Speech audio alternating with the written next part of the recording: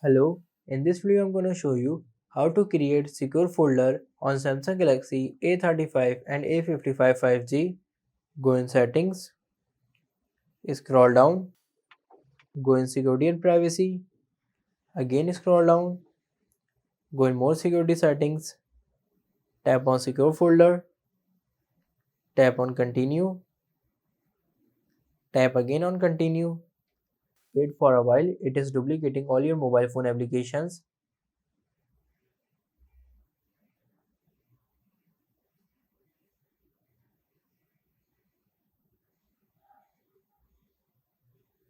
Set a PIN and password.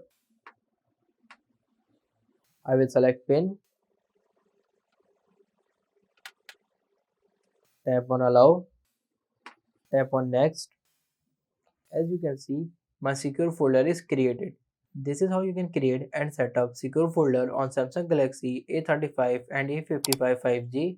If this video helps you, like this video and subscribe the channel.